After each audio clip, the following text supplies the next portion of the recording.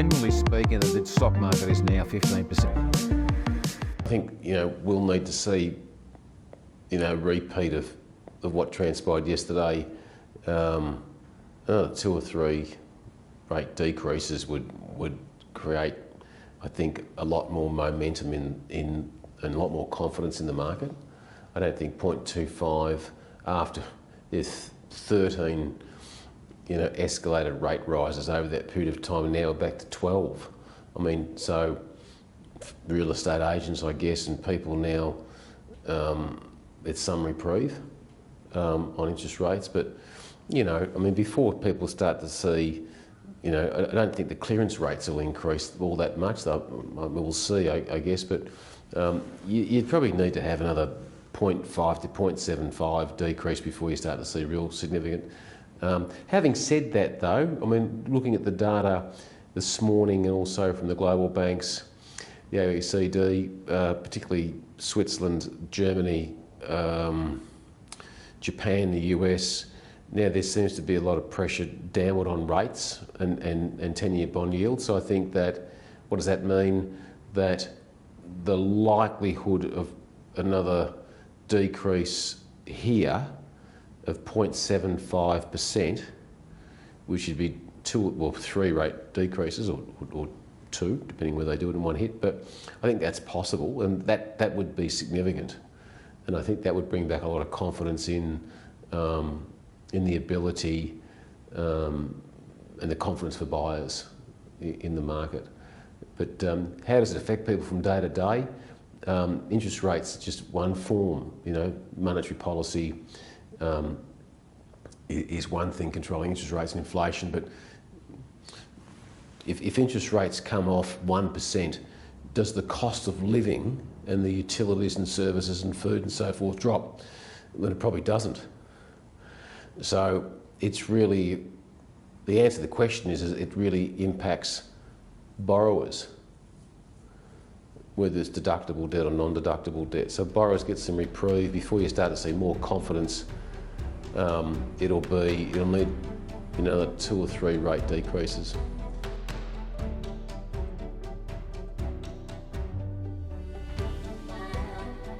What we're finding is that there's more pressure, and it all subject to, it's lagging data. So, for example, is that what pops out of consumption and expenses, cost of living in November, December, and looking back on that. So it's not leading indicator, it's lagging data.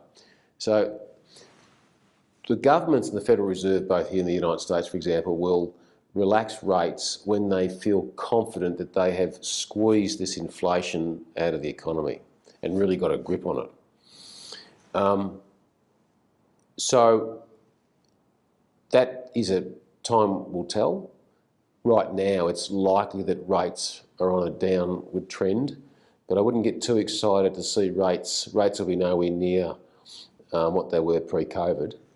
I think that you could bank on or budget on a 0.75 to 0.5% decrease, and that's where we'll be potentially for the next 5 to 10 years. I don't see rates blowing out, but I don't see them going back. I think where we are, in fact, rates right now today are at 0.4% where they were in 1995. So 30 years ago. So I think that's where we are. I think that's the pricing. But governments will only get relaxed when the data, when they've got a control, that they will not go back to where they were in the early 90s, where they thought they had control of it, and they didn't, and rates blew out to 16%. They won't, and that's why it's taken so long. Inflation, it's a hard thing. It's a bit like rust. It just never goes away. It's you have to cut it out or squeeze it out of the economy. Yeah.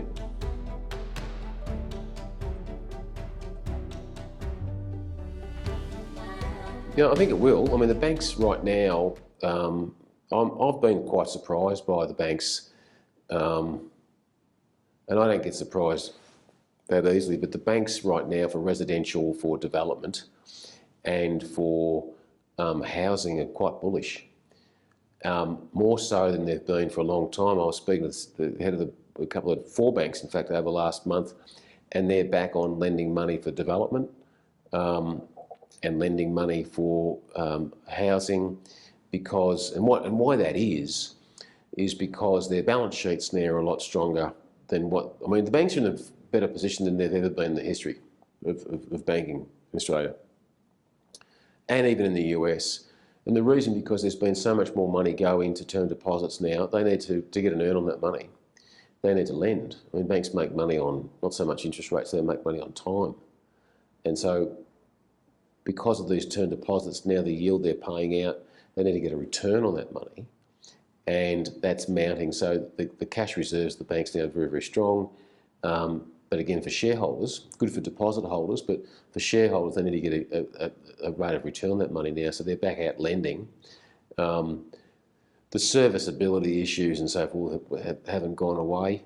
But I would see that, you know, that interest rate, another 0.25, you'll probably start to see the ability of homeowners to come in the market might increase by 5 to 7%. The ability for serviceability. It's not going to solve the housing crisis.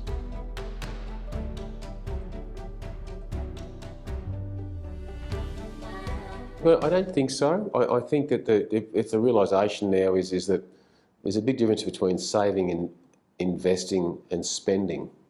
So saving, investing and spending are 3 separate characteristics, and I think that, or traits, and I think that the